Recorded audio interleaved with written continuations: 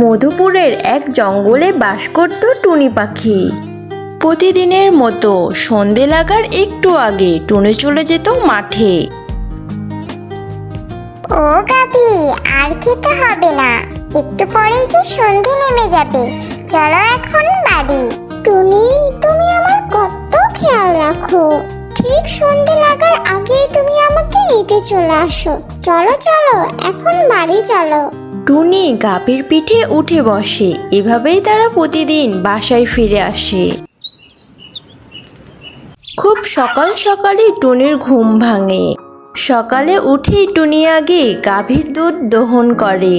কি গো গাভী, আজকে তো মনে হচ্ছে খুব বেশি দুধ হলো না। তুমি কি কালকে মাঠে ভালো করে খাওনি?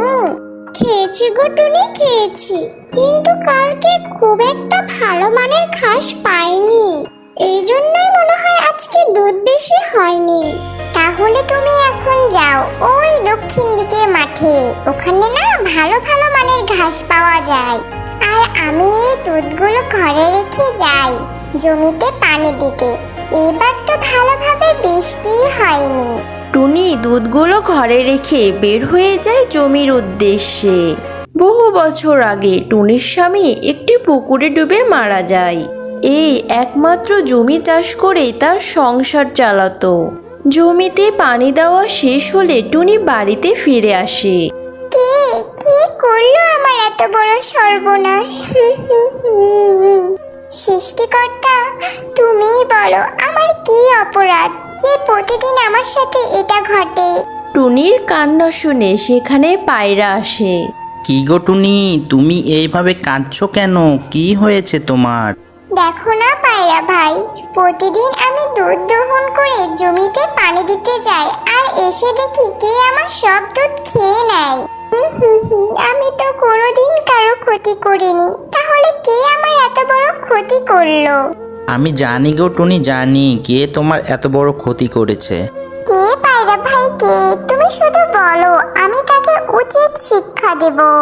আমি যখন বাজার থেকে বাড়ির দিকে আসছিলাম তখন দেখতে পাই কালু কাক তোমার বাড়ির দিক থেকেই যাচ্ছিল। আমি তো দেখেই অবাক, ওর মুখে গায়ে অনেক দুধ লেগেছিল। আমার তো তখনই সন্দেহ হয় এই কালু কাক নিশ্চয়ই কারো ঘর থেকে দুধ চুরি করে খেয়েছে। পায়রা ভাই, তুমি আমার খুব বড় উপকার করলে। এই কাক বেটা, একে আমি উচিত শিক্ষা দেব, আর আজকেই দেব। টুনি, এইভাবে মাথা গরম করলে হবে না, আসো তোমাকে একটা বুদ্ধি দিই। তখন পায়রা টুনিকে কানে কানে একটা বুদ্ধি দিয়ে দেয়। এই রে, আজকে তো অনেক দেরি হয়ে গেল। টুনি যদি জমি থেকে পানি দিয়ে বাড়ি চলে যায় তাহলে তো আজকে আমার দুধ খাওয়াই হবে না। যাই যাই, তাড়াতাড়ি দুধ খেয়ে চলে আসি। টুনির জমির আনারসগুলো পেকে গেছে, তাই টুনি বাজারে বেচার জন্য সেগুলোকে এক জায়গায় করছিল। তখনই টুনির কাকের দিকে নজর যায়। ও কালু কাক, কোথায় যাচ্ছ? এদিকে একটু শুনে যাও। কি হয়েছে টুনি, তাড়াতাড়ি বলো, আমার একটু তাড়া আছে। আমার আনারসগুলো তো পেকে গেছে, নাও একটু খেয়েই যাও। না না টুনি, আমার এখন আনারস খেলে হবে না, আমার খুব তাড়া আছে, আমি এখন যাই। না খেয়ে তো আমি তোমাকে যেতে দিব না, নাও নাও একটু খাও। তখন কাক বাধ্য হয়ে এক টুকরো আনারস খেয়ে নেয়। টুনি, তুমি তো আমাকে খুব দেরি করিয়ে দিলে, থাকো এখন আমি গেলাম। কি গো টুনি, কাককে কি তুমি আনারস খাওয়াতে পেরেছো? হ্যাঁ কবুতর ভাই, কাক তো আনারস খেয়ে গেছে।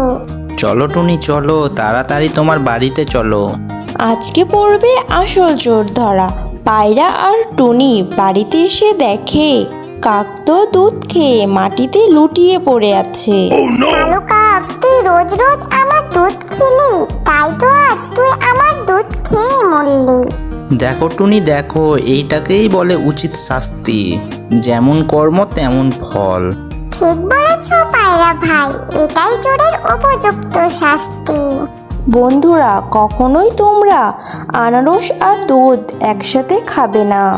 হিমালয়ের একটি ছোট গ্রামে টুনটুনি নামের একটি পাখি বসবাস করত।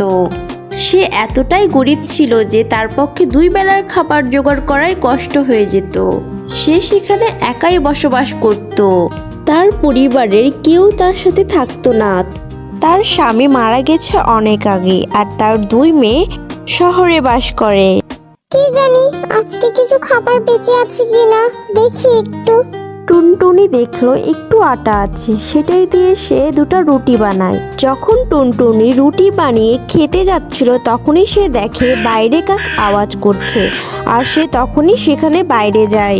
আরে এই কাকটা তো অনেক ক্ষুধার্ত, এই তো খিদার জ্বালায় কাতর হয়ে গেছে। টুনটুনি নিজের জন্য যে 2টি রুটি বানিয়েছিল তার মধ্যে একটি রুটি কাককে দিয়ে দেয়, আর কাক সেই রুটিটি খেয়ে সেখান থেকে চলে যায়। পরের দিন কাক একই সময়ে আবার সেখানে যায় আর চিল্লাতে থাকে। মনে হয় আবার সেই কাকটা এসেছে। আবার টুনটুনি তার রুটি থেকে কাককে একটি রুটি দিয়ে দেয় খেতে। অনেক দিন যাবৎ এমনই চলতে থাকে। টুনটুনি তার ভাগের একটি রুটি তাকে খাওয়ায়, আর কাক তা খেয়ে খুশি হয়ে সেখান থেকে চলে যায়। একদিন কাক টুনটুনিকে জিজ্ঞেস করে, তুমি আমাকে অনেকবার খাবার খাইয়েছো, বলো তোমার কি চাই? তুমি যেটা চাইবা সেটাই এনে দেব তোমাকে। আমার বেশি কিছু চাই না, আমি 2 বেলা পেট ভরে খেতে পারলেই খুশি। ঠিক আছে, তোমার মনের আশা পূরণ হবে, তুমি যেমনটা চাও।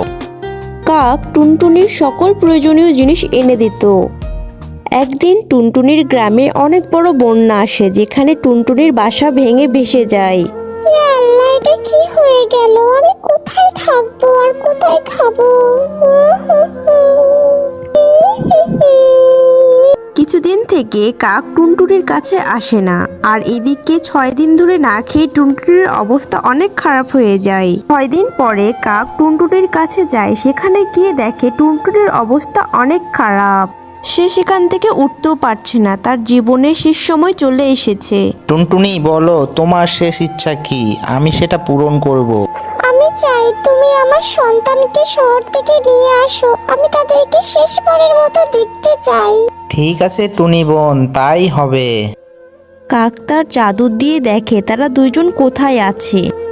টুনটুনির 2 মেয়ে যেই শহরে থাকে সেখানে কাক যায় আর তাদেরকে গিয়ে বলে, তোমাদের মা অনেক অসুস্থ, আমার মনে হয় না তোমার মা আর এ দুনিয়াতে বেঁচে থাকবে। এই শেষ সময়ে তোমাদের মা তোমাদের দেখতে চেয়েছে। এই কথা শুনে টুনটুনির মেয়েরা কাকের সাথে যেতে রাজি হয়ে যায়। যতক্ষণে সবাই সেখানে পৌঁছালো ততক্ষণে টুনটুনি মারা গেছে। এটা দেখে সবাই সেখানে অনেক দুঃখী হয় আর টুনটুনির দিকে তাকিয়ে থাকে।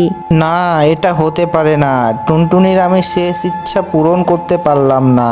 এটা বলে কাক জোরে জোরে কাঁদতে থাকে। কি ইচ্ছা কাক মামা? টুনটুনি তোমাদের শেষবারের মতো দেখতে চেয়েছিল, কিন্তু সে স্বপ্ন পূরণ হলো না। আমরা তো কোনোদিনই আমার মার সাথে দেখা করতেও চাইনি, তারপরেও মা আমাদের শেষ সময়ে দেখতে চেয়েছে। তুমি তো জাদুই কাক মামা, তুমি কিছু করো। শুধু একটিবারের জন্য মায়ের কাছে মাপ চাইতে দাও মামা, শুধু একটিবারের জন্য। আমার মনে হয় না এটা সম্ভব হবে, তারপরও আমি এটা অনেক চেষ্টা করব। তখনই কাক সেখান থেকে উড়ে একটি বাবার কাছে যায় যে তাকে জাদুই শক্তি দিয়েছে। বাবা, একটা মরা পাখি জীবন ফিরিয়ে আনতে হবে কিছু সময়ের জন্য, এটা আমার জন্য খুবই জরুরি, তুমি দয়া করে একটা উপায় বলো। এর জন্য তো তোকে অনেক বড় বলিদান দিতে হবে, এতে অনেক বড় বিপদ আছে। যতই বড় বিপদ আসুক বাবা, আমি লড়াই করতে রাজি আছি, তুমি শুধু উপায় বলো। তাহলে শোনো, তুমি ওই পাখিকে জীবিত করতে পারবা, কিন্তু শর্ত আছে, ওর জায়গায় অন্য কাউকে মরতে হবে। এই পাখি যতক্ষণ জীবিত থাকবে অন্য পাখিটি ততক্ষণই মৃত হয়ে থাকবে। সময়ের মধ্যে গিয়ে তাকে যদি জীবিত না করা যায় তাহলে এই পাখি জীবিত হয়েই থেকে যাবে দুনিয়াতে। কাক কোনো কিছু না ভেবে টুনটুনির কাছে যায় আর সেখানে গিয়ে তাকে ডেকে নিজের প্রাণ দিয়ে দেয়। কাকের যখনই প্রাণ চলে যায় তখনই টুনটুনি জেগে ওঠে। টুনটুনি জেগে উঠে তার সামনে তার 2 মেয়েকে দেখে খুব খুশি হয়ে যায়। আমার সোনামণিরা, তোমাদের দুজনকে আমার অনেক মনে পড়তো। দিনরাত শুধু তোমাদেরই কথা চিন্তা করতাম। মা মা আমাদের মাফ করে দাও। হ্যাঁ মা, আমাদের মাফ করে দাও, আমাদের ভুল হয়ে গেছে যে আমি তোমাদের ছেড়ে চলে গেছি। ঠিক আছে আমার সোনামণিরা, তোমাদের উপর আমার কোনো রাগ নেই। টুনটুনি তার সন্তানকে প্রাণ ভরে আদর করে। আর এদিকে 1 ঘন্টা শেষ হওয়ার পথে। কিন্তু আমি এখানে কিভাবে এলাম? আমি তো মরে গেছিলাম। আরে মা, আমি তো ভুলেই গেছি বলতে, কাক মামা 1 ঘন্টার জন্য তার প্রাণ দিয়ে তোমাকে জীবিত করেছে, যেন তুমি আমাদের সাথে দেখা করতে পারো। তাহলে তো সোনামণিরা আমাকে এখন যেতে হবে। আমি তো তার জীবন নিতে পারবো না। ওর কারণেই তো আজকে আমার এই আশাটা পূরণ হলো। সোনামণিরা, তোমরা কষ্ট পেও না, আমাকে এখন যেতে হবে। টুনটুনি তখনই কাকের কাছে যায় আর কাকের জীবন ফিরিয়ে আনার চেষ্টা করতে থাকে। কিন্তু টুনটুনির 1 মিনিটের দেরি হয়ে গেছে। ইয়া আল্লাহ, আমি এটা কি করে দিলাম? আমার জন্য কাক ভাইয়ের প্রাণ চলে গেল। না না, এটা হতে পারে না। আমাকে কাককে বাঁচাতেই হবে। কিন্তু ততক্ষণে অনেক দেরি হয়ে গেছে। কাক তার একটা রুটির মূল্য তার জীবন দিয়ে দিল, এই জন্য যে একজন মা তার সন্তানদের সাথে দেখা করতে পারে।